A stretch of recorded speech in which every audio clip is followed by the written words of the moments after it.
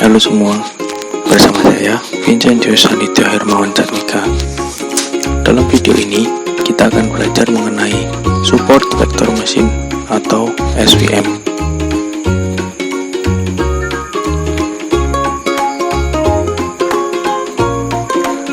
Jangan kemana-mana ya, mari kita belajar bersama-sama. Karena daripada kita belajar sendiri, ujung-ujungnya malah bikin kesal.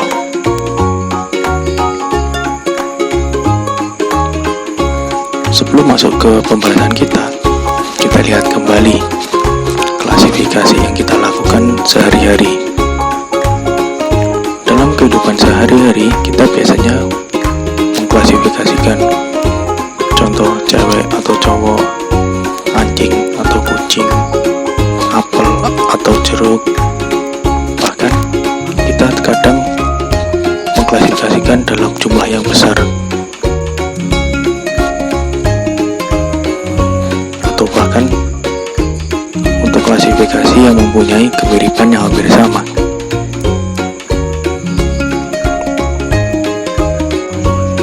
Dalam contoh ini kita akan membahas komputer mengklasifikasikan mana itu anjing atau kucing.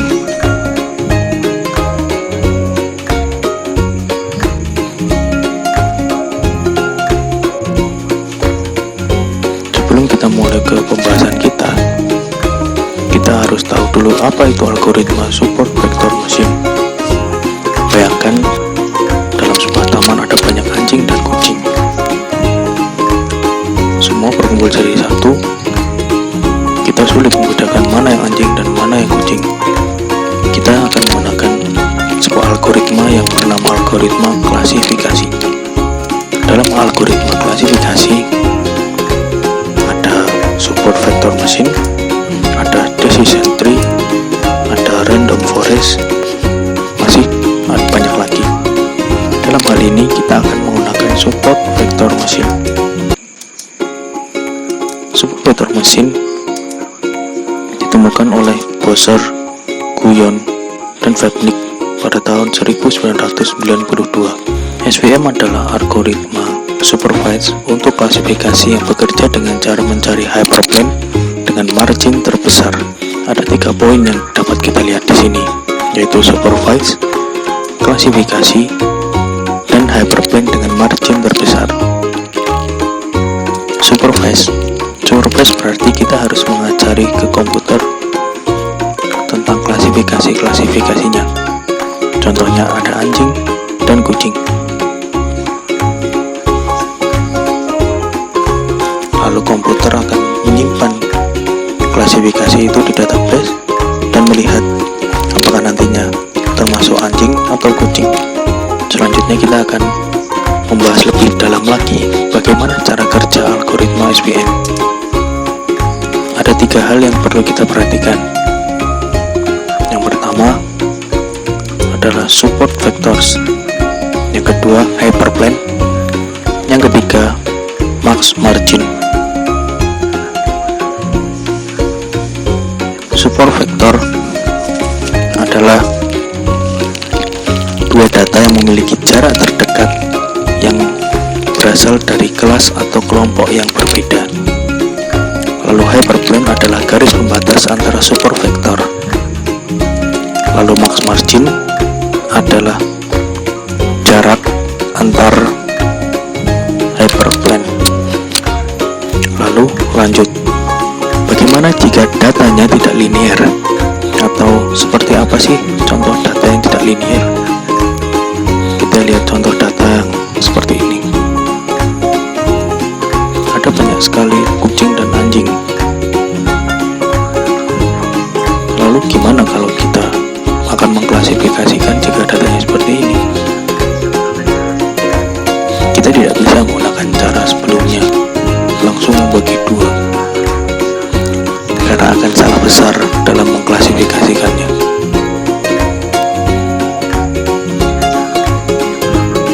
Kita akan menggunakan metode baru, masih seputar SVM, yaitu adalah SVM kernel trick menjadi dimensi baru. Kita udah membahas cara kerja SVM, tapi Apa sih kelebihan SPM dibandingkan yang lain? Mari kita lihat bersama kelebihan dan kekurangan SPM.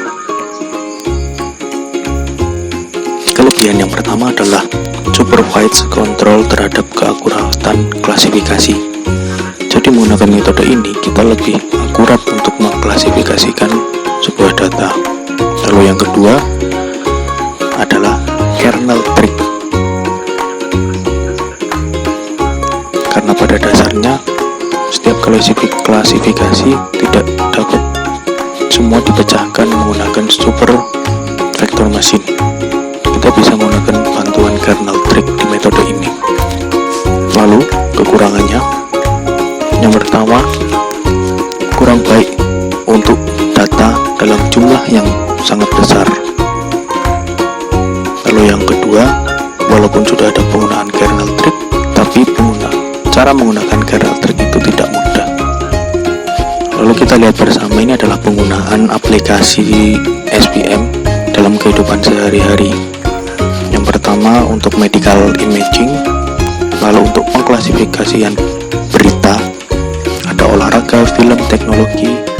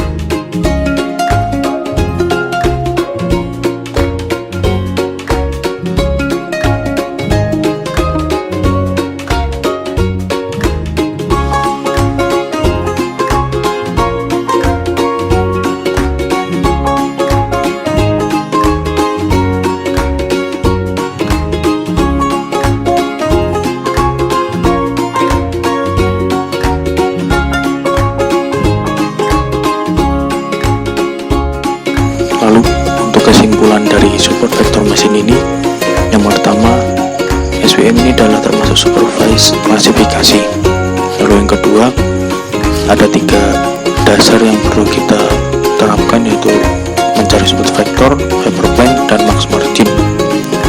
Lalu kita juga ada bantuan kernel trick di metode ini untuk memecahkan suatu klasifikasi.